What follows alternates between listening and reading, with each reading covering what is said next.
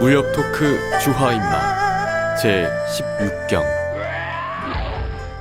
마키녀리 거꾸로 뚫리는 팟캐스트 무협 토크 주화인마 16경입니다. 네, 반갑습니다. 저는 전산실의 청개구리라는 인디밴드에서 활동하고 있는 한치라고 하고요. 예, 여기는 인문예술 공유지 물레당이죠. 네. 이 물레당의 김야부입니다. 예, 저는 동가스는 이삼이라고 합니다. 지난 시간에 이어서 또 참여해 주신 예. 네, 반갑습니다. 지금 상태가 많이 호전돼서 예, 지금 역시 사람은 가끔씩은 폐관 수련을 해야 되는 것 같아요. 여기서 저희 방송 아마 몰아서 이렇게 하고 네. 다시 그 담양으로 내려가지 않을까. 체력이 딸려서. 담양 저도 내려가고 싶어요, 진짜. 지난 시간에 말씀해 주셨지만은 뭐 대나무가 막 그렇지. 뭐 막 그렇지. 대나무 위에 한번 올라가서 이렇게 뭔가 운물을 좀 펼치셨습니까? 아니, 그 저는 와호 장면처럼 대나무 숲이면 위에서 경공을 발휘해서 제가 날아다녀야 되는데. 내공이 아직 딸려가지고 그러니까 뭔가 뱀 피라도 어디서 이렇게 구해 드시는 게. 이삼이님은 그 도시보다는 그런 어떤 시골의 정치가 더 좋으신 거죠? 아니 저는 이제 제가 시골을 좋아하는 줄 알고 가서 폐관 수련을 했는데 별 재미없지. 네, 며칠이나 저는 도시가 좋더라고요. 그래서 앞으로는 아주 짧게만 갔다 오려고 사실 생각해요. 최고의 은거는 그 제야의 막 대나무 숲에 하는 은거가 아니라 그쵸. 도시 속에 시장통 속에 숨는 은거가 그게 대은 큰 은거라고 하거든요. 시골의 산 속에 숨는 거는 소은입니다. 작은 은거. 그러니까 오히려 이 번잡한 세속적인 시궁창 속에서 어떤 은일한 삶을 사는 게 더 어렵고 더 가치 있다. 네, 저도 이제 대은을 한번 꼭 그치. 가볼까. 제가 대은이란 말씀을 드린 게 이렇게 오늘 다음 그 에피소드에 이제 등장하는 곽정의 어떤 고뇌 중에 네. 네. 대신 소신, 대신은 대의소 뭔가 증권을 맡겨야 될 것 같아요. 그거랑 똑같아요. 네. 그 대신 그 글자죠. 증권의 그 대신이라는 한자가 네. 클 대자에 믿을 신자거든요. 네. 큰 믿음, 작은 믿음, 큰 의리, 작은 의리, 큰 협, 작은 협. 그 아까 대은 소은처럼 네. 그거에 대해서 곽정이 네. 고뇌를 합니다. 그것도 좀 이따 이제 등장을 하겠죠. 같이 이야기를. 네, 오늘 그 단순함의 심오함이라는 그 제목으로 그 팟캐스트를 꾸며봤는데요. 오늘도 역시 지난 시간에 이어서 곽정에 대한 이야기를 준비했죠. 네, 곽정만큼 단순한 남자가 김용 월드에서 없죠. 그쵸. 각정이 그 시작이죠. 그 단순함이 사실 폄하의 대상이 아니라 이제는 조롱의 대상이 아니라 오히려 단순하기 때문에 획득할 수 있는, 단순하기 때문에 도달할 수 있는 어떤 경지가 있다. 네. 그러니까 그 경지의 경자가 우리 1경, 2경 할 때 경지잖아요. 그렇죠. 네. 그 우리 오늘 할 16경 16번째 경지는 네. 단순함이 가장 극에 달했을 때 도달할 수 있는 가장 심오하고 원대한 경지에 대해서 이야기를 했으면 좋겠어요. 네. 선한 영웅은 도대체 어떻게 가능한가? 네. 안티히어로의 시대에. 네. 그래서 이 지난 시간에도 말씀드렸듯이 곽정이 이런 어떤 대업의 길을 걸을 수 있었던 거는 몽골이라는 초원의 그 성장 환경이 네. 중요했고, 두 번째 요인이 어머니 이평의 존재죠. 그랬죠. 그 어머니와 관련된 한 에피소드를 제가 소개해 드리고 싶은데, 먼저 네. 어머니가 이 양강의 어머니 인 포석약 네. 기억하시죠? 네. 그 네, 네. 포석약하고는 캐릭터가 달라요. 그렇죠. 포석약이 석약, 안타까워할 애석할 석자에 약할 약자, 약하디 약하고 작은 존재들에 대한 측은지심을 갖고 있다라는 것이 그 이름이고 포석약의 성정이잖아요. 네. 그러면서 아들이 막 이렇게 잘못된 길로 걸어가고 있는데도 아들을 제대로 컨트롤하고 통제하지 못해서 아들이 엉망진창이 되지 않았습니까? 네. 양강이. 그쵸. 그리고 막 그 자기 남편을 죽인 줄 몰랐지만 그 아주 자기가 봐도 진짜 좀 얼굴 외모는 아주 훌륭하지만 네. 성품이 되게 좀 이렇게 선하거나 정의롭지 않은 완한열의 부인으로 또 평생을 살다가 불우하게 생을 마친 게 포석약이라면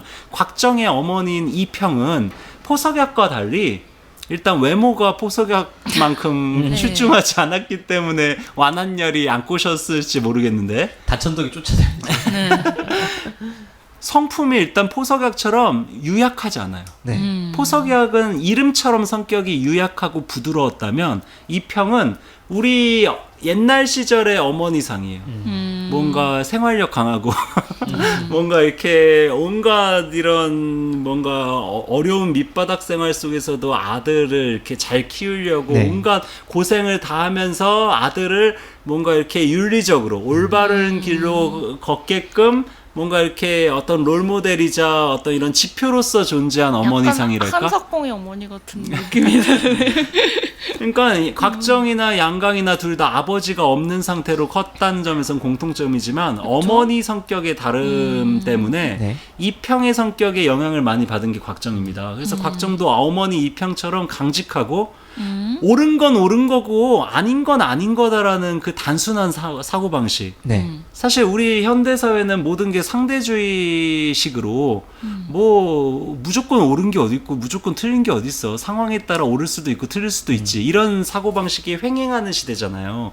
그게 일정하게 옳은 부분, 맞는 부분이 있지만 그럼에도 불구하고 아닌 건 아닌 거거든. 긴 건 긴 거고. 그래도 절대 우리가 타협 불가능한 이 원칙, 영역이라는 게 존재합니다. 분명히 있죠. 그런 그거를 거. 이평과 곽정이 공유하고 있어요. 곽정이 이평에게 영향을 받았어요. 그러니까 그런 걸 할 수 있으려면 마음에 힘이 좀 있어야 되는 그치. 것 같아요. 그러니까 겉으로는 그 김용 선생도 이렇게 묘사해요. 이평이라는 여인은 겉으로만 보면 일개 중년의 연약한 여인에 불과해요.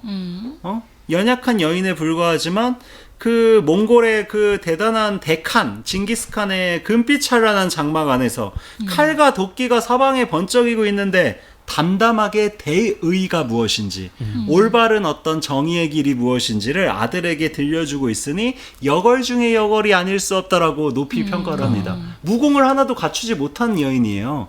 근데도 어떤 풍모가 여걸이고 영웅의 풍모를 갖고 있다는 거죠. 대업의 풍모를 갖고 있다. 네. 그러면서 어머니인 이평이 아들인 그 곽정에게 아주 인상 깊은 말을 합니다. 그 대칸의 장막 안에서 네. 그 부분을 한번 같이 읽어보면 좋을 것 같아요. 이번에 오랜만에 이사면님께서 네. 읽어주신 거죠? 이게 뭔가 오랜만에 이렇게 뭔가 담담하게 네. 강직한 어떤 이런 죽음을 앞둔 여인의 이런 목소리로 제가 그게 가능할지 모르겠지만 그러니까 연기력을 좀 발휘해서 제가 약간 그 뒤에 리버브라도 좀 깔아드릴게요. 네, 약간 약간 슬픈 거 좀. 그 이평의 감정에 한번 이입을 해서 네. 뭔가 이렇게 약간 비장하게 인생이라 해야 고작 6, 70년 눈 깜짝할 사이에 지나가 버리는 것이다. 그러니 살고 죽는다는 사실이 뭐 대단할 게 있겠느냐. 다만 일생 동안의 행위가 양심이 부끄럽지 않으면 되는 것이다. 설사 다른 사람이 우리를 저버렸다 하더라도 우리가 그의 허물을 지나치게 탓할 필요는 없는 것이니라. 내 말뜻을 잊지 않도록 해라.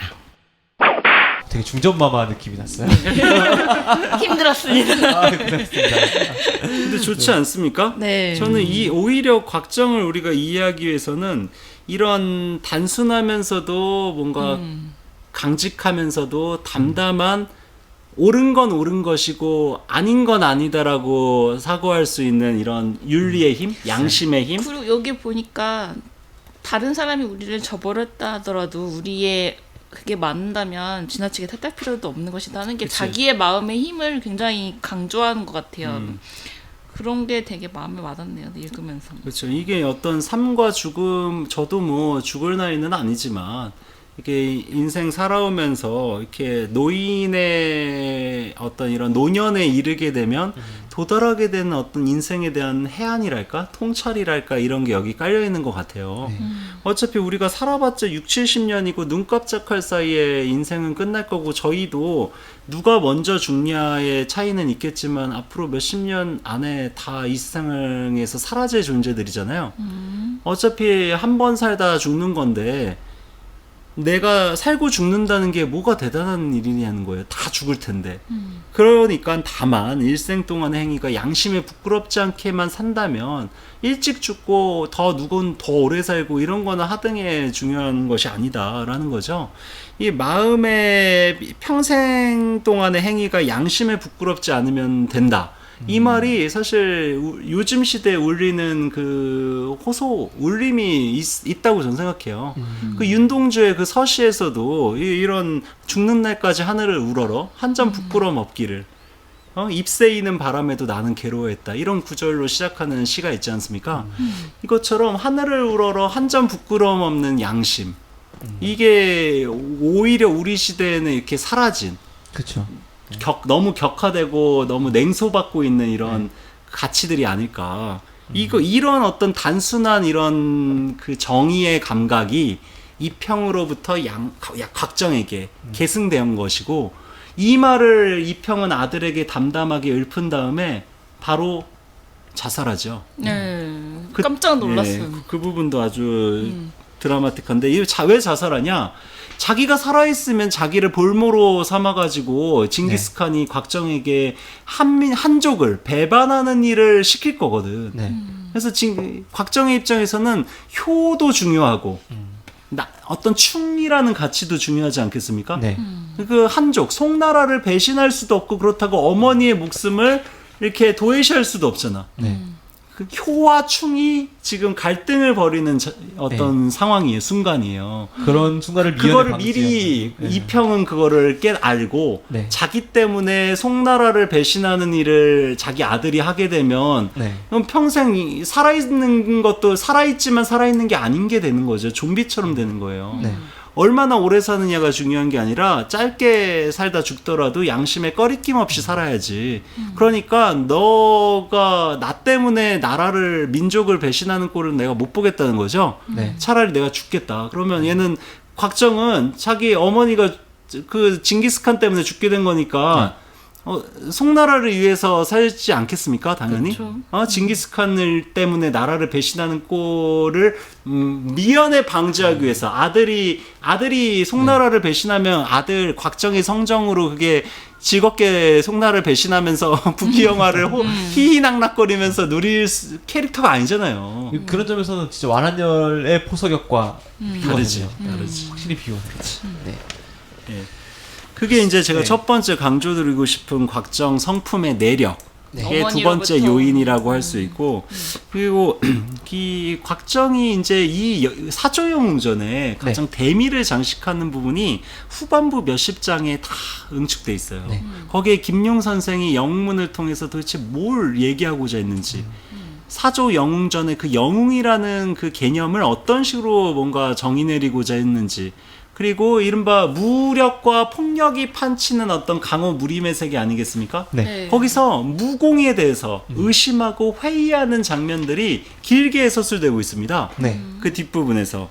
그 부분을 좀 같이 저희가 음미해보면 좋을 것 같아요. 사실 이 뒷부분을 읽을 쯤에는 항상 기력이 빠져 있어가지고 대충 넘기곤 했거든요. 이 부분이 근데 네. 가장 중요한 이른바 주제가, 영문의 주제, 물론 소설의 주제라는 게 작가가 의도한 대로 우리가 꼭 읽을 필요는 없지만 김용 선생이 최소한 어떠한 부분에 좀 방점을 찍고자 했는지를 우리가 대표적으로 상징적으로 볼 수 있는 장면이에요. 네. 가령 곽정 같은 경우 사실 이 시점에서는 황룡이 구양봉의 손에 죽은 줄 오해하고 있었던 순간이기도 합니다. 네. 이미 어머니는 자살했고 그리고 자기가 사랑하는 그 은사들, 스승들, 강남 7개는 가지낙을 빼고 다 죽지 않았습니까? 도화도에서. 네. 물론 황약사가 죽였다고 오해를 하지만 나중에 구양봉이 죽인 것으로 다 네. 판명이 나죠. 어쨌거나 자기가 사랑하는 사람들은 다 죽은 거야. 어머니, 황룡, 자기의 그 은사들. 네. 곽정에게 가장 중요한 어머니에 대한 사랑, 사랑하는 여자에 대한 사랑, 그리고 스승에 대한 어떤 은혜, 이게 전통적인 육아적인 본건 가치, 질서를 존숭하는 곽정의 입장에서 가장 중요한 가치들이 지금 다 위태로워지고 다 그 사람 존재들이 다 사라진 거예요. 나라는, 충의의 대상인 송나라는 멸망 직전이고. 이런 상황에서 이 구양봉이 은사와 황룡을 살아했으니 마땅히 구양봉에게 복수를 해야겠다는 생각을 하지 않겠습니까? 그렇죠. 근데 이 복수라는 생각이 자신의 마음에 미치자마자 곽정이 뭐라고 얘기하냐? 호라즘의 참상이 눈앞에 선명하게 떠올랐다. 호라즘의 참상이 뭐냐? 호라즘의 그 징기스칸이 호라즘을 침략하는 걸 따라갔었죠. 그치. 네. 따라가가지고 징기스칸이 이른바 혹시 기억하실지 모르겠는데 엄청난 민간인 학살을 벌입니다. 네. 이른바 사마르칸트라는 성에서 네. 이미 항복한 그 적국의 백성들 수십만 명을 몰살시켜요. 아하. 저희가 그 장면을 징기스칸과 각정에 대해서 다루는 다음 시간에 네. 본격적으로 얘기를 할 텐데 그 호라즘의 참상 때문에 그게 눈앞에 떠오르는 거야. 그러니까 이렇게 복수를 한다라는 거는 결국 어떤 이런 무고한 민간인들의 어떤 이런 피해를 항상 초래한다는 얘기죠. 네. 우리 현대 그 테러리즘도 그런 거 아니겠습니까? 그렇죠. 정당하게 뭔가 복수를 하고자 해도 그 복수의 어떤 타겟이 우리가 대통령을 뭔가 타겟으로 하기는 어려우니까 애꿎은 민간인들 대상으로 자살 폭탄을 하고 그러지 않아요. 근데 그 사람들의 이념이나 가치, 신념에 의거해서는 그게 옳은 거야. 그 사람들 테러리스트 입장에서는. 네. 근데 민간인들이 무고한 사람들이 죽었다라는 것은 용납하기 어려운 겁니다. 그렇죠. 이게 헐리우드 요즘 테러를 다루고 있는 헐리우드 영화에 나오는 아주 전형적인 이런 갈등 양상인데 곽정이 이거를 선취하고 있는 거죠. 미리 이걸 그치.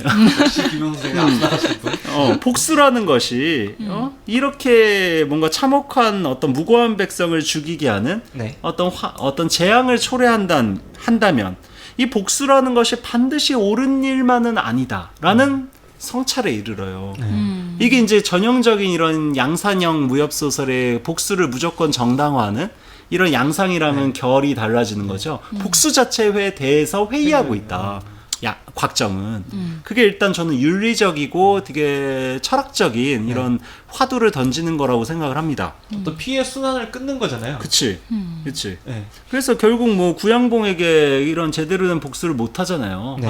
곽정은. 네. 곽정은 공격적인 어떤 복수의 이런 열혈 영웅이라기보다는 뭔가 자기가 아니죠. 사랑하는 네. 사람들을 지키고 송나라를 보호하기 위한 어떤 네. 방어전, 어떤 수성의 영웅이라고 할 수 있지, 어떤 이런 공성의 영웅은 아닌 것 같아요. 이런 점에서 그 지난 시간에 말씀하셨던 캡틴 아메리카 캡틴 아메리카랑 캡틴 아메리카 무기도 방패잖아요. 그치. 막는 거지. 네. 남을 이렇게 자기를 보호하기 위한 거지. 네. 남을 공격하기 위한 거는 아니거든요.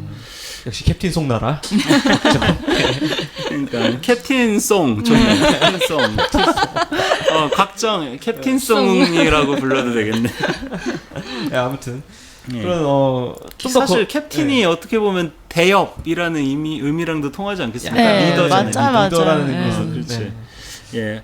그래서 이 곽정이 심지어 이런 고민까지 합니다. 내 평생 무예를 익히기에 고심을 했지만 이제 와서 그것이 무슨 소용이란 말이냐. 어머니도 사랑하는 사람도 지키지 못했으니 그래 무예를 익힌 것이 무슨 소용이란 말이냐. 이미 무공이 고강한 상태인데 사랑하는 사람들은 다 죽었잖아. 그렇죠. 이 도대체 무공은 뭐에 쓰려고 내가 익힌 거야? 이런 근본적인 회의가 생기지 않겠습니까? 단순히 강호에서 네. 자기 무공 랭킹 올리려고 화산 농검에서 막 무슨 천하 오절에 들려고 무공을 익히는 게 아니잖아요. 그건 게임의 세계고 우리 읽는 독자의 입장에서 그쵸. 장르적으로나 재밌는 거지. 실제 그 강호를 살아가는 인간의 입장에서는 사랑하는 사람들이 죽었는데 내가 무공이 천하에 아주 고절하면 그게 무슨 그쵸. 소용이야? 네. 응?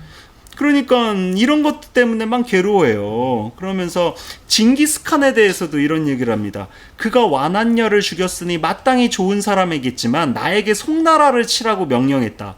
그리고 나와 어머니를 20년 동안 보살펴 주었지만 이제 와서 뒤에 와서는 우리 어머니를 죽게 만들었다. 나와 양강은 결의 형제인데 끝내 두 사람의 마음은 달랐고 모겸자 누이는 좋은 사람이었지만 뭘 보고 양강을 그토록 죽자고 사랑했을까? 그러니까 나쁜 남자인 양강이 나쁜 남자인 걸 알면서도 모겸자는 그 사랑을 계속 끊어내지 못하고 감성적인 것에 속박당한 채 불우하게 삶을 마치잖아요. 네. 툴루이 안다는 그 징기스칸의 세 번째 아들로 네. 나중에 이제 쿠빌라이 칸의 아버지이거든요.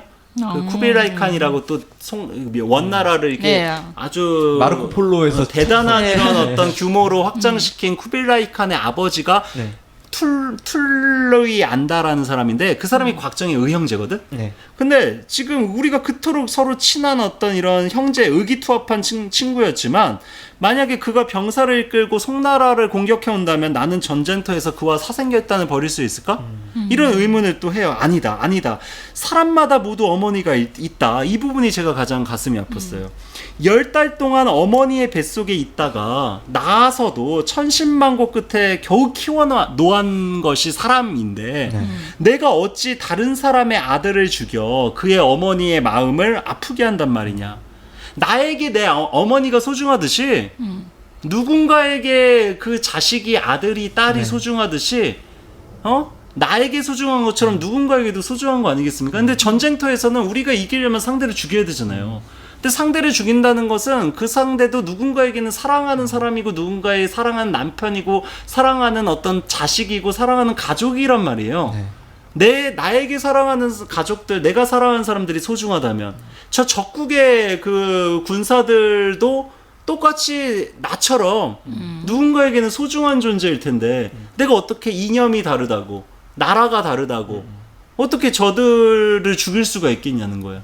이게 전쟁에 대한 기본적인 불신을 품게 되는 겁니다. 비껴나가는 얘기지만 스탈린이 했다고 하는 이야기가 생각이 나네요. 그 한 명의 죽음은 비극이지만 뭐 100명의 죽음은 통계에 불과하다.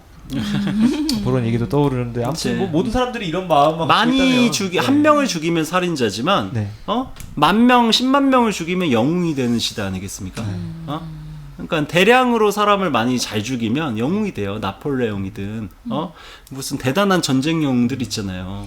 한 명을 죽이면 살인마라고 사이코라고 불리고 감옥 갈 수 있지만 그러니까 징기스칸이 그런 대표적 인물이죠. 징기스칸. 징기스칸이 영웅의 풍모를 갖고 있는 건 분명하지만 사실 많은 전쟁을 일으켜서 많은 사람들이 죽었잖아요. 서구에서는 아직도 징기스칸에 대해서 좀 반감을 가지고 있는 분들도 많다고 들었어요. 곽정 같은 경우는 그 징기스칸의 인간적 풍모, 영웅적 풍모를 분명 흠모하지만 동시에 징기스칸으로 인해서 그 전쟁으로 인해서 수많은 사람들이 죽은 거에 대해서 절대 동의가 안 되는 겁니다. 권력이라는 게 무공이라는 게 이게 도대체 무엇이길래 이렇게 많은 사람들이 죽냐. 이른바 반전주의자 곽정 이라고 부를 수 있을 정도로 이게 근본적이고 단순한데 그렇기 때문에 급진적인 단순함의 급진성이라고 이름 제목을 붙여도 좋을 만한 단순하기 때문에 급진적인 거예요. 그 질문이 내 사랑하는 사람이 소중하듯 저 적국의 그 적들도 누군가에게는 사랑하는 사람들이거든.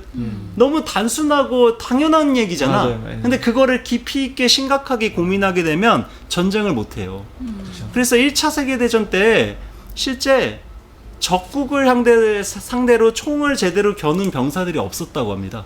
실제로 그 전쟁 사가들이 밝혀낸 바에 의하면. 그때 좀 낭만적이었다고. 그때 1차 세계대전 때 비행기 그 공중전이 처음으로 시작됐잖아요.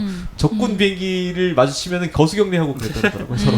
그러니까 이게 사람을 앞에 마주하고 그 사람의 목숨을 칼이나 총으로 뺏는다는 게 우리는 이제 전쟁 게임이나 전쟁 영화에 너무 익숙해져 있어서 그게 뭐 별거 아닌 것 같잖아. 쌍권총으로 막 비둘기 휘날리면서 멋있게 사람들 막 다 무슨 낙엽 날리듯이 쓰러지는 게 멋있다고 생각하는 이런 대중문화의 시대를 살고 있지만 실제 내 앞에 눈앞에 있는 사람을 그 사람도 하나의 소우주고 수많은 사랑하는 사람들 사이의 관계 속에서 성장한 사람을 내가 눈앞에 있는 그 사람을 죽인다는 거 이거는 인간의 보통의 어떤 꼭 무슨 사이코 뭐 사람이 특별히 윤리적이어서 못 죽이는 게 아니라 이게 인간의 본성상 매우 어려운 일이라는 겁니다. 그렇죠.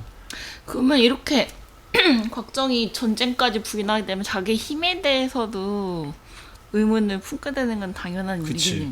그렇죠. 그러니까 자기가 고생하면서 부지런히 수많은 무공을 익혔잖아요. 우리가 앞 시간에 얘기한 항명 18장이니 뭐 구음 진경이니 현문정종내 내공신법이니 무슨 뭐 쌍수호박이니 수많은 무공들을 익혔는데 이 배운 결과가 결국 다른 사람을 해치자는 것이 아닌가. 네. 이거는 무협 소설의 어떤 이런 장르적인 세계의 설정 자체를 부정하고 있는 이른바 알고 봤더니 이게 안티 무협 무리민이었어. 다시 읽어보니까 진짜 곽정의 감정이 폭발하면서 이게 보통 심오한 부분이 아니네요. 그러니까 보통 우리가 무협 이게 소설 읽는 3권 6권 마지막 6권, 부분. 6권. 무협 소설 읽는 재미가 뭡니까? 무공으로 상대를 얼마나 멋있게 그럴싸하게 해치고 상대에게 타격을 주느냐가 네. 무협 소설 읽는 장르적 쾌감인데 그쵸. 그거를 가장 뭔가 정통으로 이렇게 배워서 단계적으로 무공을 이렇게 쌓은 곽정이 자기의 무공 일반 지금까지 고생해서 배운 우리가 그토록 열광하고 마음속으로 네. 감탄하면서 박수치고 우리도 따라 그런 무공을 익히고 싶었던 그런 수많은 무공들에 대해서 회의하고 있어요. 네. 불신하고 있고 의심하고 있어요. 이게 마치 우리가 좀 이거를 제가 약간 냉소적으로 이야기를 하자면 막 슈퍼히어로들이 네. 막 엑스맨 같은 슈퍼히어로들이 꼭 그런 고뇌를 하잖아. 나는 평범하게 살고 싶다고. 엄청난 초절정 능력을 갖고 있으면서 막 평범하게 사랑하는 사람과 평범한 내 힘이 없어졌으면 좋겠어 막 이런 얘기하면서 약간 그렇게 내가 희화화시킬 수도 있지만 곽정의 이 고민들은 되게 이 전쟁 상황과 맞물리면서 되게 핍진하게 절실하게 절절하게 와닿는 것 같아요. 그러니까 그 처음 부분보다 이 부분을 저도 이렇게 막 눈여겨서 안 봤나 봐요. 지금에서 좀 굉장히 새롭게 느껴지죠. 심지어 네. 뭐라고까지 얘기했냐? 이대로 살아야 할까? 아니면 일찌감치 죽어버려야 할까? 만약에 산다면 과거의 그 많은 번뇌가 그 많은 어떤 고통이 앞으로도 또 있을 것이 아닌가? 또 내 무공을 사용해서 다른 사람을 해칠 거 아니에요. 네. 그런 일들이 또 있을 거 아니야. 만약에 그렇다면 죽는다면 당초에 우리 어머니가 무엇 때문에 나를 낳으셨단 말인가? 무엇 때문에 가진 고생을 다 하시면서 날 이만큼 기르신 것이 되냐는 거야. 그러니까 죽을 수도 없고 살 수도 없는, 이러지도 못하고 저러지도 못하는 이런 상황에 지금 실존적으로 봉착해 있는 겁니다. 네. 그런 상황에서 이제 제가 이 부분을 정말 강조하고 싶어요. 이 부분에서 이제 이런 얘기를 합니다. 자기 주변에 선한 사람들은, 의로운 사람들은 다 비참하게 죽었고, 자기 주변에 아주 악독한 놈들은 다 잘 먹고 잘 살아. 도대체 천리와 천도, 어떤 보편적인 세계의 어떤 진리, 정의라는 것이, 윤리라는 것이 이 세상에 정말 존재하느냐에 대해서 근본적인 어떤 불신, 네. 이런 비난을 하고 있어요. 냉소와 회의와 의심을 하고 있어요. 이 대목이 한번 여기 이사매님의 목소리를 한번 네. 읽은 다음에 이 대목이 어디서 출전하고 있는지 김용 네. 선생이 혼자 창작해낸 부분이 아니라 아주 중요한 옛날 고전의 어떤 텍스트에서 그대로 이 부분을 네. 가져와가지고 영문 안에 녹여냈다라는 것을 제가 한번 아. 말씀드리고자 합니다.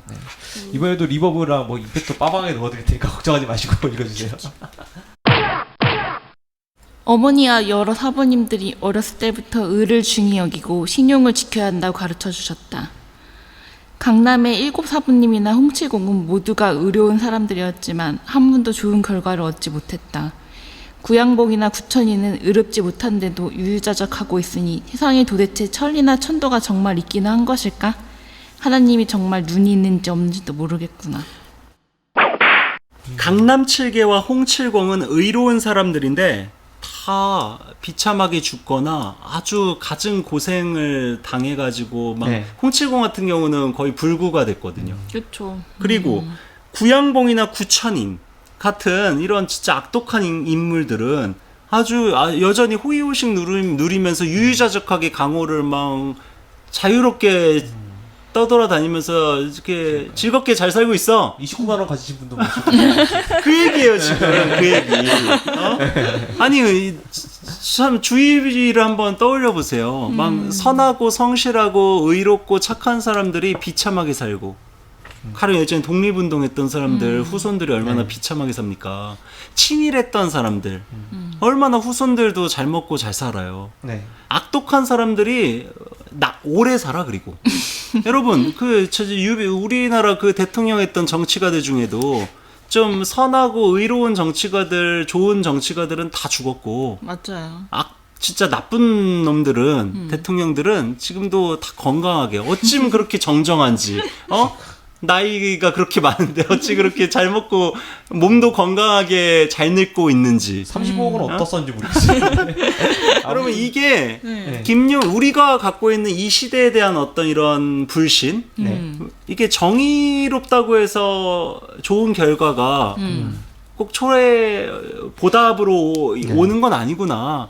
악한 사람들이 더 잘 먹고 잘 사는구나라는 우리가 알고 있는 초보적인 너무나 이 세상에 만연하고 있는 진리, 진실이라고 할 수 있는 이 화두가 김용 선생의 영웅문 안에서도 네. 거기에 등장하는 인물들을 놓고서 논의되고 있고 이게 또 무신론자들이 그 종교인들을 공격할 때 가장 많이 쓰는 클리셰 중에 하나잖아요. 그렇죠. 예.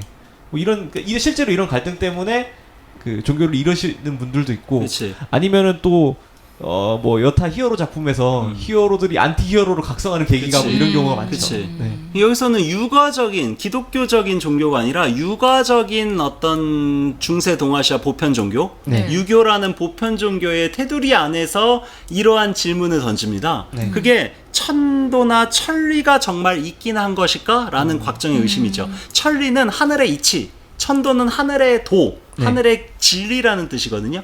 그러니까 이 천도나 천리는 시대에 따라 바뀌는 어떤 유동적인 가치가 아니에요. 상대적 가치가 아니라 절대적으로 옳은 보편의 영원 불변의 어떤 절대적으로 옳은 윤리적 가치가 천도나 천리입니다. 네. 그런 것들이 있다면 선한 사람은 복을 받고 악한 사람은 벌을 받는 게 천도고 천리거든. 근데 현실은 그렇지 않잖아. 근데 이 대목이 어디서 제가 이 부분을 옛날 어렸을 때 읽을 때는 몰랐는데 네. 제가 나이가 들어서 지금 그리고 제가 아무래도 고전 전공자여서 지금도 대학에서 논어나 사마천의 사기를 강의하고 있거든요. 그래서 이게 제가 최근에 이제 다른 학교에서 사마천의 그 사기라는 강의를 강독하면서 네. 이 사마천의 사기열전이라는 텍스트의 첫 번째 작품이 백이열전이라는 작품이에요. 백이숙제라는 예전에 아, 충신의 어떤 고사리 네. 캐먹다가 네. 굶어 죽은 절의의 상징. 네. 이 백이숙제에 관한 이런 열전을 제가 이번 학기에 강독을 하다가 네. 읽다가 김용 선생의 영문이 딱 떠오르는 거야. 이 해당 부분, 곽정의 네. 이 고뇌. 이 부분 한번 비교해서 제가 한번 같이 볼게요. 이게 왜 곽정이 사마천의 사기열전을 그대로 카피해온 것인지를 우리가 확인할 수가 있습니다. 무협 토크 주아인마에서 처음으로 밝혀드린 사실인 거죠? 예, 그렇죠. 네. 그 백이열전에 이런 내용들이 있어요. 일단 그 끝부분인데 천도는 공평무사해서 항상 착한 사람을 돕는다 라고 혹자는 말하였다. 하지만 천도가 과연 공평무사할까? 라는 질문을 사마천이 막 하면서 백이숙제나 그리고 공자의 제자인 안현이나 이런 착한 사람들은 다 고사리 캐먹다 굶어 죽거나 아니면 가난해서 끝내 굶어 죽어 요절한 사람들이 가득하다는 거예요, 역사에. 선하고 윤리적인 사람들은 다 굶어 죽었다는 거야. 이미 2000년도 더 된 텍스트에서 2000년 전에. 네. 그러면서 이렇게 분통을 터뜨려요, 사마천이. 하늘이 착한 사람에게 보상해준다고 한다면 어떻게 이럴 수가 있는가. 반면에 도척 같은 날마다 죄 없는 사람을 죽여서 이 사람이 사람의 살을 회쳐서 먹기로 유명한 네. 아주 악당입니다. 네. 회쳐서 먹는 이런 포항무도한 짓을 함부로 한 도척은 천수를 다 누리고 죽었어. 그러니까 막 나이 들어서도 정정하고 막 부귀영화를 누리면서 즐겁게 호의호식 누리면서 아무런 걱정 없이 행복하게 살다 죽었어요. 비싼 시계 사주고. 그치. 아들이. 그리 이것이 어찌 그들의 덕행에 의한 것이란 말이냐. 그러면서 이런 얘기들을 쭉 수많은 사례들을 이렇게 얘기하면서 마지막에 이런 얘기를 해요. 만약에 이러한 것이 이른바 천도라고 한다면 그 천도는 과연 맞는 것이냐 틀린 것이냐. 똑같죠. 영문에서는 그 김용 선생이 홍칠공이나 강남칠계 같은 의로운 사람들은 좋은 결과를 얻지 못하고 구양봉이나 구천이는 악독한 사람들인데도 네. 유유자적하면서 잘 먹고 잘 살고 있으니 천도라는 게 정말 있긴 한 것일까라는 문장이 쓰여져 있었잖아요. 네. 사마천의 백이열전에서는 백이숙제나 공자의 제자인 안현 같은 사람은 의롭고 선한 사람들인데 다 굶어 죽었고 네. 도척이나 이런 역사상의 수많은 악인들은 다 호의호식하면서 천수를 다 누리고 살았다라는 얘기를 하면서 과연 천도라는 것이 맞는 것이냐 틀린 것이냐 이게 그대로 가져온 겁니다. 이게 2000년 전에 사마천이 하던 고민이 아직까지도 그거를 고민이 된다는 20세기 게 중반에 김용 네. 선생이 무협 소설 안에서 했고 우리는 사마천을 읽지 않아도 김용 선생 소설을 읽지 않아도 느끼고 우리가 있는, 네. 갖고 있는 이런 보편적인 시대에 대한 불만들, 이 시대의 부조리에 대한 어떤 이런 그 문제의식 이런 것들이 지금 공유되고 있어요. 그러게요. 우리는 그냥 생각해보면 원래부터 인생 공평하지 않구나라는 생각을 되게 오래전부터 하게 되는 그치. 시대에서 살아온 것 같아요. 아니 인생이 출생이 불공평하고 인간과 인간 사이가 불평등한 거는 어쩔 수 없습니다. 그거는 네. 뭐 사람이 뭐 태어날 때부터 몸이 약한 사람도 있고 태어날 때부터 건강한 사람, 태어날 때부터 머리가 좋은 사람. 네. 인간은 기본적으로 불평등한데 이 우리가 살고 있는 문명이라는 거, 국가라는 거, 사회라는 제도나 시스템은 불평등한 인간들 사이에 그 불평등한 출신 때문에 그 차별이 이루어지지 않도록 그거를 최소화시키는 어떤 시스템. 이게 사회고 국가고 문명이거든요. 그러니까 그렇게 그게 제대로 작동을 예. 안 하고 있다는 거죠. 사회와 문명이라는 시스템이. 그러니까 우리 시대는 그게 제대로 작동하지 않는 게 어떻게 보면 클래스처럼 돼버린 것 같아요. 그치. 그게. 예. 이런 걸 고민조차 하지 않고 진짜 원래 이렇지 뭐 이렇게 돼버린. 그러니까 저희가 무협 소설을 읽으면서 이러한 어떤 사마천의 이 대단한 이런 역사서 라고 할 수 있는 사기열전의 가장 중요한 편명인 백이열전의 흔적을 이 장르 무협의 세계에서 다시 목도하게 될지는 우리가 상상하지 못했던 거죠. 저 이게 사기라는 그게 텍스트를 말씀하셔가지고 깜짝 놀랐어요. 사마천의 사기를 그대로 가져온 겁니다. 김용 선생이. 네. 어? 역시 대단하신. 그러니까 여기에는 일종의 무협의 세계에서 무력으로, 무공으로 자신의 존재의 의의를 뭔가 정당화시킬 수 있는 무림의 어떤 강호 인물이 스스로의 무공과 어떤 이런 네. 정의, 네. 이 시대 부조리에 대해서 성찰하고 있는 일종의 자기 반성이 서술되고 있고, 동시에 육아적 어떤 보편 진리라고 할 수 있는 천도에 대한 어떤 의심과 회의, 라는 이런 보편적인 이런 철학적, 문학적 그 화두라고 할 수 있는 것이 네. 김용 선생의 필력을 통해서 곽정의 생각으로, 곽정의 말로 지금 표현되고 있다는 게 이제 흥미롭다는 거고, 그런 점에서 백이열전에 등장하는 전고와 어떤 이런 문장들이 뭔가 재활용되고 있다는 거죠. 무협 서사의 어떤 강호의 맥락 안에서. 그게 이제 재밌다. 재밌네요. 어쨌든 이러한 곽정의 고민들은 그게 어떻게 해소되느냐가 뒤에 나옵니다. 네. 그래서 그 부분을 좀 같이 봐도 좋을 것 같습니다. 네. 네, 그 부분이 한없이 궁금해지네요. 얘기하다 보니까 어떻게 해서 이거를 무협의 고수가 무가 필요 없다라고. 일단 처음에는 네. 일단 그 본격적인 그 과정까지 나아가는 예. 그 단계가 있습니다. 처음에는 구척이를 만나요. 구척이. 구척이한테 이제 조언을 얻는 이런 장면이 등장해요. 네. 구척이를 만나가지고 자기 이제 고민을 막 네. 털어놓으니까 구척이가 이제 조언을 해주는데 네. 거기서는 곽정이 뭔가 명쾌한 해답을 명쾌한 답변을 얻지 못합니다. 아무래도 도사다 보니까 구척이 자신도 막 그렇게 이렇게 명쾌한 인물도 아니고. 가는 곽정 같은 경우 막 이렇게 그런 고민 때문에 이제 다시는 무공을 사용하지 않겠다라는 이런 네. 고민을 하고 있다가 네. 갑자기 한족인 일반 민간의 백성들에게 갑자기 막 얻어 터져요.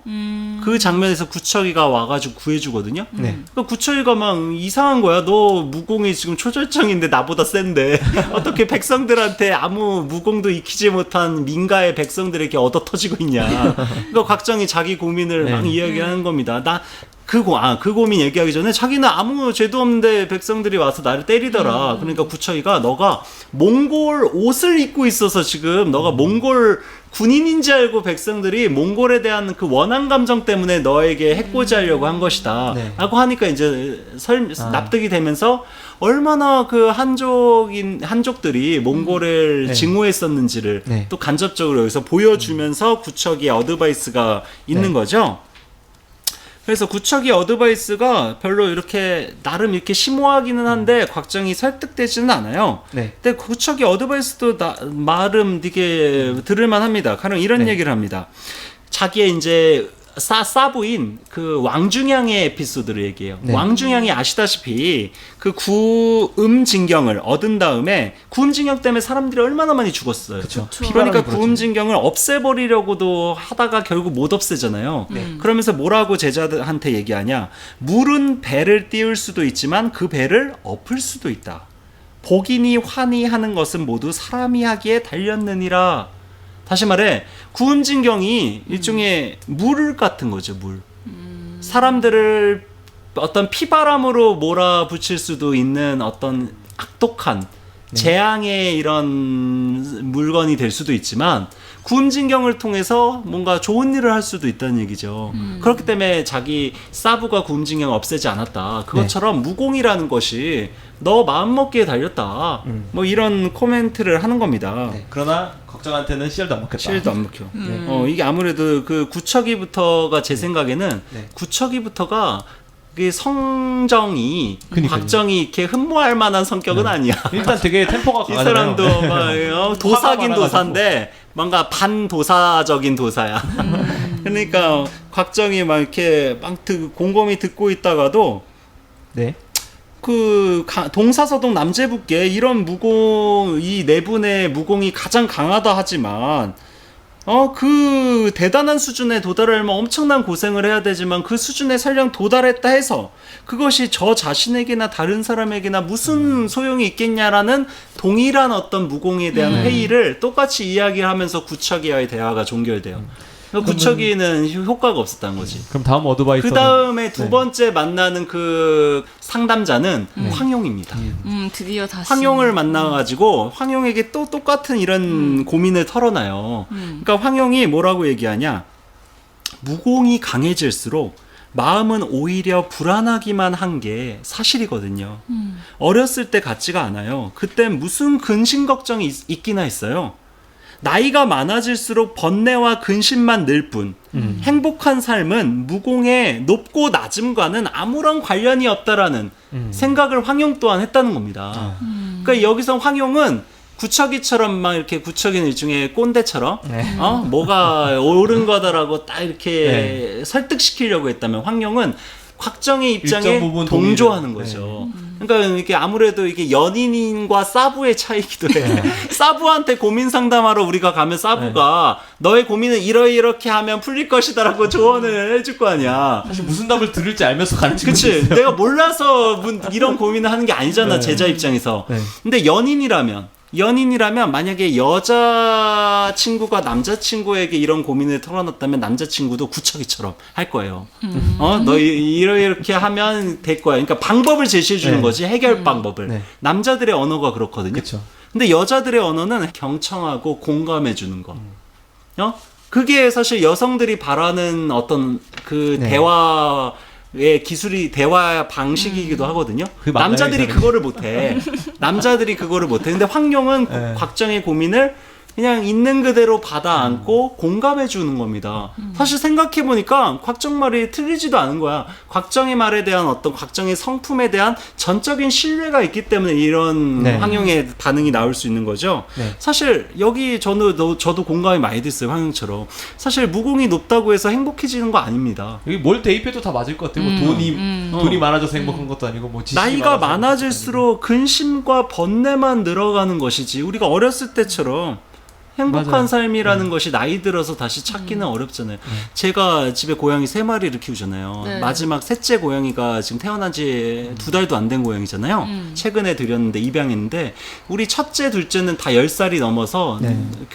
어떤 황혼에 접어든 이런 어떤 매우 삶이 다 이렇게 피로하고 무기력한 이런 늙은 어떤 이런 황혼의 이런 고양이라면 우리 셋째는 태어난 지 2달도 안 돼가지고 에너지가 넘쳐요. 네. 세상 모든 게 다 즐겁고 모든 게 다 행복하고 모든 게 다 호기심이고 네. 모든 게 다 에너지가 넘칩니다. 첫째, 둘째는 모든 게 다 관심 없고 모든 게 다 귀찮고 이게 보니까 젊어서 행복한 거는 그냥 어리기 때문에 아직 인생의 쓴맛을 보지 않았기 때문에 태어난 지 얼마 안 됐기 때문에 몸에 에너지가 넘쳐나서 행복한 것이 아닐까라는 생각이 들 정도로 너무 행복한 거예요. 셋째가. 그것처럼 어렸을 때는 우리가 작은 거에도 까르르 웃고 작은 거에도 즐겁고 맞아요. 행복하다가 나이가 들어가면 들어갈수록 사소한 거에 마음이 쓰이고 뭔가 사소한 걸로 막 이렇게 사람들과 다투고 사소한 걸로 근심하고 남의 시선이니 이런 거를 점점 신경 쓰게 되고 점점 인생이 고해의 바다가 되는 겁니다. 그리고 뭐 저 어렸을 때는 제가 뭐 갖고 싶었던 게임이 참 많았고 또 저희 부모님이 좀 엄하셔서 게임 못하게 하셨었거든요. 그래서 이제 나이가 들면은 게임을 기필코 많이 사서 하리라. 그래서 지금 제가 경제력이 되니까 게임을 열심히 사서 게임을 많이 했는데 오히려 어렸을 때만큼 근심만 재미가 들어요. 없지. 재미도 없고 그치. 이 맞아. 가지고 있는 게임이 많다 보니까 그 게임의 모든 걸 맞아. 다 깨고 싶어가지고 맞아. 막 근심이 많아져요. 그러니까 이게 그 게임 실력이 높아질수록 네. 뭔가 인생에 어떤 근심이 더 많아지는 거지. 차라리 실력이 없었을 때는 오히려 행복할 수도 있어. 네. 그러니까 무공도 똑같은 거죠. 게임 그쵸. 능력처럼. 그런 것처럼 황룡의 이 어떤 공감이 저는 되게 공감이 되더라. 아, 근데 공감은 됐지만 그래도 해결은 안 되지. 해결은 안 되죠. 해결은 안 되죠. 그러니까 구척이의 어떤 어떤 꼰대적인 이런 뭔가 위계적인 가르침과 황룡의 수평적인 공감을 거쳐서 마지막에 이제 누구를 만나냐? 그 고민의 어떤 상담자로 홍칠공이 등장합니다. 홍칠공이 어떻게 등장하냐? 그 전에 구천인이라는 그 네. 구양복만큼 악독한 그 구천인 그리고 이라는 야구님께서 좋아하신다는 구천인이라는 방주가 등장해가지고 네. 막 온갖 이런 1등 대사부터 막 어초경독의 막 주백통, 막 곽정, 황룡 이런 초절정 고수들 사이에서 죽을 위험에 처해요. 네. 구천인이 하도 악독한 짓을 많이 저질렀으니까. 그러니까 구천인이 거기서 살아남으려고 이런 말을 합니다. 이 말이 정말 이렇게 재밌어요. 한번 읽어보면 좋을 것 같습니다. 네, 그러면 만약 무공으로 대결한다면 여러분은 많고 나는 혼자니 상대가 되지 않겠지요. 그러나 선악과 시비를 가지고 따진다면 피차 마찬가지요. 여기 있는 사람 가운데 누구든지 살인해본 일도 없고 죄를 지은 일도 없는 사람이 있어 나를 죽인다면 내 얼굴 한번 찡그리지 않고 곱게 죽겠소. 만약 내가 얼굴을 찡그리고 죽는다면 난 남아 대장부가 아니오. 여러분 구천인이 한 이 말은 정말 어떤 신의 한 수야. 살아남기. 실제로 뭐 지저스가 이런 말을 했었던 것 같아요. 맞아요. 돌 던지라고. 요한복음 던지라고. 8장에서 네. 이런 얘기를 하죠. 예수가 너희 가운데 죄 없는 자가 먼저 저 여자에게 돌을 던져라. 네, 맞아요. 근데 죄 없는 사람이 없거든. 네. 다 우리는 죄인이거든. 네. 근데 예수의 이 말 그 자체는 인간을 이제 스스로를 이렇게 자성하게 하고 반성하게 하는 윤리적 계기를 촉발한다는 점에서 의미가 있는 어떤 이런 울림을 분명 지니고 있지만 이게 오용될 수 있는 구절이기도 합니다. 맞아요. 예수의 이 말씀은. 이렇게 오용되고 왜냐하면 우리가 너희들도 마음에 깨끗한 사람만 누구를 비판하라라는 식으로 우리가 오용하게 되면 이 세상에 우리가 누구를 비판하고 비판 자체가 성립이 안 그러니까 돼요. 네. 다 똑같은 놈이다라는 식으로 하게 되면 어떤 문제가 벌어지냐? 경중이 사라져요. 네. 왜냐하면 우리가 모두 다 마음속에 꺼림칙한 어떤 이런 죄를 품고 있다 하더라도 기독교적으로 네. 그래도 실제 살인을 저지른 사람과 살인의 마음만 품은 사람이 어떻게 똑같이 같은 죄를 지었다라고 할 수 있겠습니까? 그렇죠. 이거를 무화시키면 안 돼요. 동질화시키면 안 된다는 얘기입니다. 경중을 따져야 된다는 얘기예요. 네. 죄의 경중. 이 구천인 같은 경우 지금 뭐 어떤 그런 죄의 경중 자체를 이렇게 무화시키고 네. 희석시키고 다 똑같은 놈으로 이렇게 예수의 말을 곡해해서 성경을 읽었던 것 같아요. 이게 성경을 여기서 패러디한 걸로 제가 네. 짐작이 됩니다. 그러니까 이 부분 너무 비슷해가지고. 지금 성경부터 예전에 뭐 노원이 사마천의 사기니 곳곳에 수많은 고대 경전과 바이블들 고전 문학들이 대거 이용되면서 이 소설 안에 맥락 속에서 지금 소화되고 있죠. 네. 여기서 한 말은 너희 가운데 누구든지 살인해 본 일이 없고 죄를 지은 일이 없는 사람만이 나를 죽일 수 있다는. 네. 떳떳하면 나를 죽여라라는 거야. 네. 근데 근데 여기에 있는 사람들 1등 대사, 어초경독, 주백통 영고, 심지어 곽정 황룡조차 다 누군가에게 생각해 보니까 다 죄를 지었거든. 죄를 안 지은 사람이 강우에서 살기 위해, 생존을 위해, 혹은 아무리 의로운 어떤 일을 하다가 아무리 좋은 일을 하려는 의도가 나쁜 결과를 초래하는 그쵸. 경우들이 꼭 있기 네. 때문에 여기 원수 한 번 안 진 사람 없죠. 여기. 그러니까 이게 다들 마음속에 이렇게 숙연해지는 거예요. 그러니까 구천인을 살려줄 만한 상황이 된 거야. 네. 그래서 구천인이 이렇게 그런 말하고 다들 이제 유구무원, 입이 있어도 말하지 못하는 이런 어떤 그 한스러운 표정을 갖고 스스로를 반성하는 기색을 보이고 있으니까 몰래 도망가려고 곽정 쪽으로 걸어 나가니까 곽정이 자리를 네. 비켜줘요. 곽정은 납득당했어. 이거를 이미 너무 고심하고 있는 사람이잖아. 네. 앞에서 저희가 읽은 것처럼 네. 이 폭력이라는 게 얼마나 무용하고 무공이라는 게 얼마나 쓸데없는지에 대해서 깊이 회의하고 있었던 사람이잖아요. 그때 홍칠공이 갑자기 등장해가지고 죽장으로 구천인을 막 때리면서 구천인에게 이런 말을 합니다. 구천인을 막 때리니까 구천인이 홍칠공에게 이런 말을 해요. 당신 홍칠공이 대영웅이고 나는 악당이란 말이지? 그럼 당신은 지금까지 나쁜 일이라고는 한 번도 해본 적이 없는 훌륭한 사람이란 말이냐? 뭐 이런 식으로 똑같이 보통 사람이면 1등 대사나 주백통, 곽정, 황용 같은 사람이라면 이런 말 듣고 나도 나쁜 일을 한 적이 있지 라고 반성할 텐데 그거를 노리고 한 거죠. 근데 홍칠공은 뭐라고 얘기하냐? 이 부분이 진짜 네. 아주 명대사입니다. 요거 제가 한번 읽어. 예, 그래요. 읽어주세요. 그렇다. 여기부터. 그렇다. 이 늙은 거지 한평생 죽인 사람이 531명이다. 그런데 그 531명은 모두가 악당이었다. 탐관오리 아니면 토호, 그도 아니면 자랑무도한 물이거나 배은망덕한 무례배였다. 이 늙은 거지, 비록 음식은 탐했지만 여태까지 선량한 사람은 단 한 명도 죽인 일이 없다. 구천인, 이제 네 놈 차례다. 내 놈이 바로 532번째로 내 손에 죽는 놈이 될 터이다. 이게 너무 멋진 말이야. 수액. 어. 70 수액인 거죠. 이게. 이게 진실은 되게 단순하다는 거였어요. 명쾌하다는 거였어요. 이게 생각이 복잡한 사람들은 이런 명쾌한 단순한 진실에 도달하기가 어렵다는 겁니다. 아, 그래 내가 사람을 죽였지만 다 나쁜 놈들만 죽였다는 거야. 나는 마음에 한 점 우러러 부끄러움이 없다는 거예요. 근데 1등 대사나 주백통, 영고 이런 사람들도 당당하지가 않은 거거든. 이 사람들은 가령 10등 대사만 하더라도 자기 그 영고의 아이를 살려주지 않았잖아. 네. 기억나세요? 주백통과 영고의 사이에서 낳은 아이를 맞다. 자기 그 일양지로 살려줄 수 있었는데 약간 그 마음에 뭔가 그 질투심 때문에 사로잡혀서 네. 그 주백통과 영고도 그 서로에 대한 원한 감정과 사랑, 애증 때문에 온갖 진짜 좀 많은 사건 사고를 겪었잖아요. 그때 오로지 곽정은 그 호라즘의 참상이나 징기스칸 때문에 막 수많은 이런 잔혹한 일들 때문에 다 정신이 빠져 있는 상태고 황용 같은 경우는 뭐 자기 아버지에게 막 이렇게 황약사 걱정을 끼치고 막 이런 것 때문에 그리고 자기 태어날 때 엄마가 또 죽었잖아. 그런 것 때문에 여러 가지로 이렇게 그런데 홍칠공만이 당당해.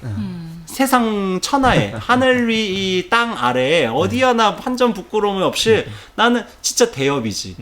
가장 그 영웅문 1, 2부에 걸쳐서 가장 대엽이라고 할 수 있는 완성된 캐릭터가 홍칠공 아니겠습니까? 네. 곽정은 대엽으로 성장해 나가는 거고. 그러니까 이 말에 곽정이 깨닫는 바가 크게 네. 갑자기 각성을 해요. 뭐라고 각성을 하냐? 그동안 고민하고 있던 의문이 순식간에 풀려버렸다. 사부님은 일생 동안 531명을 죽였다고 하셨다. 이 531명은 모두가 악당이라고 했다. 단 한 명도 착한 사람을 죽인 일이 없다니 과연 양심에 물어도 부끄러울 바 없지 않은가. 구천인을 책망하실 때 사부님은 얼마나 늠름하셨던가. 구천인의 무공이 결코 사부님에 비해 손색이 있는 것이 아니라 다만 마음이 삐뚤어졌기 때문에 기세가 꺾인 것이다. 내가 배운 무공을 착한 데 쓰면 그뿐이지 무엇 때문에 잊으려 고생하겠는가. 홍칠공처럼 나의 무공을 쓰면 되는 거야. 뭐 너무 단순하고 명쾌한 당연한 이런 진실에 여기에 힘겹게 도달한 겁니다. 곽정이. 그쵸. 070이랑 참 비슷한 면이 많네요. 지금 들어보니까. 근데 우리가 사실 이 부분을 좀 더 한 걸음 더 들어가서 뉴스룸처럼 한 걸음 더 들어가서 우리가 최선을 다하면서 한번 이거를 따져보면 일단 홍칠공은 과연 정말 이렇게 당당한 사람일까? 이게 서술상의 모순이 있습니다. 맞아요. 홍칠공은 그 식지 하나를 네. 잘랐잖아요. 네. 손가락 하나가 없습니다. 네. 그 없는 이유가 뭡니까? 의로운 사람을 네. 해쳐서 음. 자기 식탐 때문에. 네. 맞아. 그러니까 이게 구천인의 말에 마음에 꺼림직한 바가 있다는 겁니다. 이렇게 당당할 수 없다라는 거. 한 걸음 들어갔죠. 그리고 또 한 걸음 더 들어가 볼까? 2걸음 들어가자. 뉴스룸보다도. 또 어떤 거냐? 곽정이 앞에서 했던 회의는 전쟁이나 폭력, 무력 자체에 대한 일반적인 보편적인 어떤 문제적 질문이었어요. 근데 홍칠궁처럼 산다고 해서 이 국가의 폭력, 호라즘의 참상 같은 대규모의 민간인 학살이 홍칠궁 같은 이런 무공 능력이 있다고 해서 선한 대업이 있다고 해서 그런 참상을 막을 수 있냐? 그거 거의 정당화되는 건 아니에요. 그거 홍칠궁도 못 막아. 징기스칸의 학살을. 네. 그쵸. 홍칠궁도 못 막아요. 홍칠궁이 그 자리에 있었다고 생각해봐요. 징기스칸의 그 부하들이 그 사람들을 이미 곽정이 막 그 백성들 구해달라고 했을 때 10만 명이 학살당했거든. 네. 그거를 홍칠궁이라 하더라도 그 백성들을 살리기 위해서 징기스칸 군대의 수만 명, 수십만 명을 어떻게 자기가 혼자 해치울 거야. 그렇죠. 국가폭력이라는 거, 비대한 국가 권력이라는 거, 전쟁이라는 참상, 어떤 민간인들이 무고하게 희생되는 참상, 이거는 구조적인 문제고 구조적인 폭력입니다. 이거를 한 명의 어떤 대협이, 네. 홍칠공이나 곽정 같은 대협이 근본적으로 이 사태를 해결할 수 없어요. 항용 18장으로 구음진경으로 안 됩니다. 네.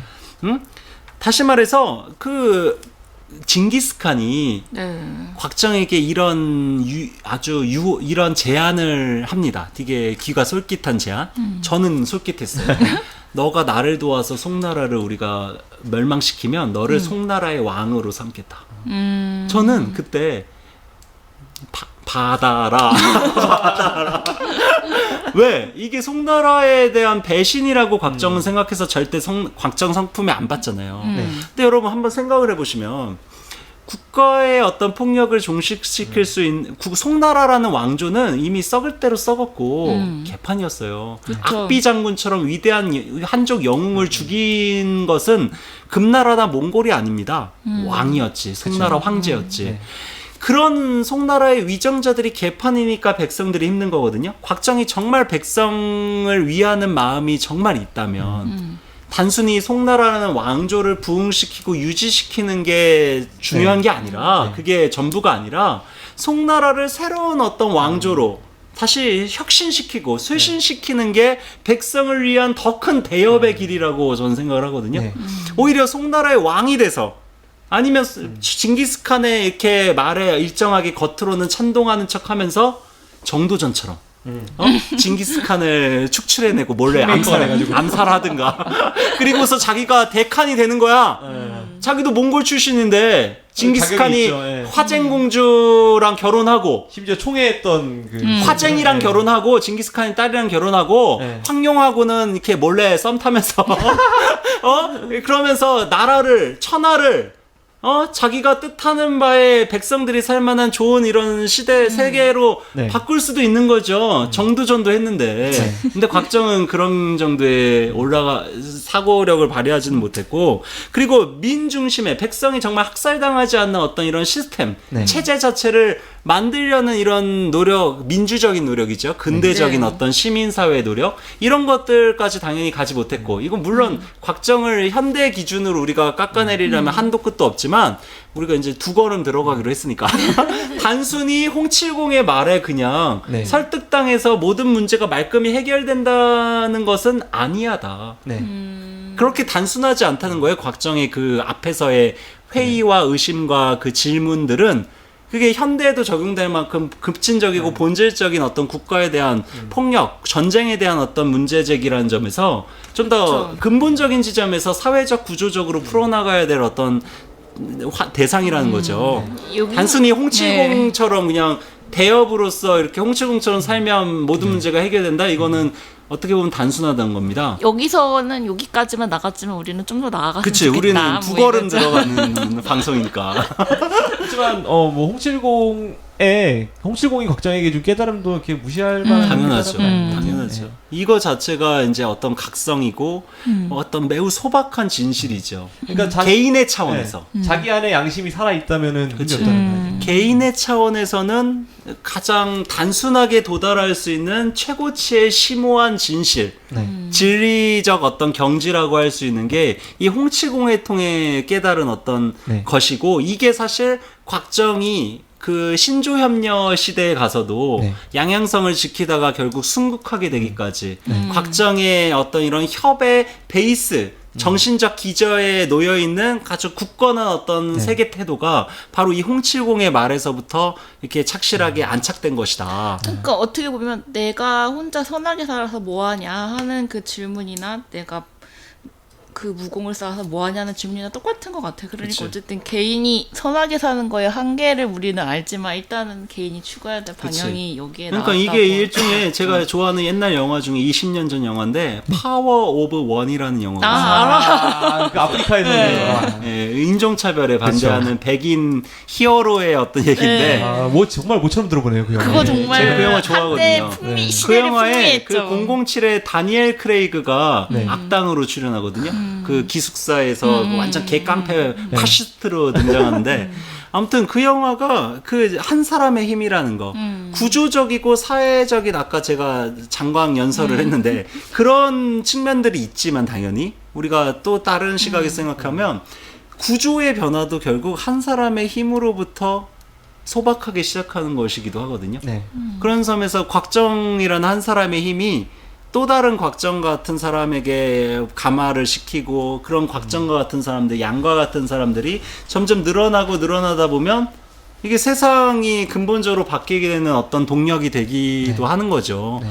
좀 혼자서 구조 자체를 그러니까 정도전처럼 혼자 나라 자체를 시스템 자체를 완전히 재건하고 왕조 자체를 무너뜨리고 이성계와 함께 새로운 어떤 혁명을 가하는 거는 오히려 정도전이 실존 인물이라기보다는 허구적이고 개연성이 떨어지는 말도 안 되는 드라마틱한 상상 속의 인물인 것처럼 느껴질 정도로 되게 예외적인 전 세계 역사상 정도전 이성계의 조합은 전무후무한 그쵸. 경우이고 네. 소설에서도 그렇게 쓰면 너무 말이 안 된다라고 생각할 정도로. 맞아요. 그렇군요. 근데 현실에서는 사실 정도전 같은 캐릭터보다 그런 예외적 캐릭터보다 오히려 곽정 같은 소박한 작은 간명한 진실을 각성하게 되는 네. 이런 한 사람의 힘들이 더 소중하지 않을까라는 생각이 또 듭니다. 네. 정말 제목처럼 뭐 단순함의 심오함을 좀 느껴볼 수 있는 시간이었던 것 네. 같아요. 아 진짜 오늘 뭐 굉장히 길게 얘기를 했네요. 네. 근데 또 무거운 주제이면서 되게 재밌게 잘 예. 네. 몰입하면서 얘기했던 것 같아요. 다음 시간에도 뭐 이런 류의 재밌는 얘기 계속 나눌 다음 수 있을 것 주에는 같은데. 징기스칸에 대해서 좀 같이 네. 얘기를 해보면 좋을 것 같아요. 네. 징기스칸. 예, 다음 시간도 매우 기대가 되네요. 곽정 3부작중 마지막이 되겠죠. 예.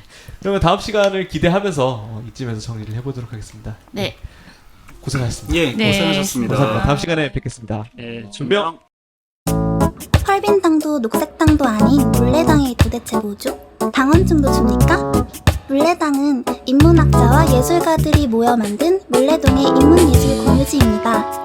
인문학 연구자와 음악, 미술 등 문화예술가들이 함께 재미난 일들을 작당하지요. 작업실 방구석에서 혼자 외톨이가 되고 있다고 느끼는 당신, 물레당에 한번 와보세요. 함께 어우러지는 물레당만의 느슨한 분위기에 퐁당 빠져버릴 것입니다.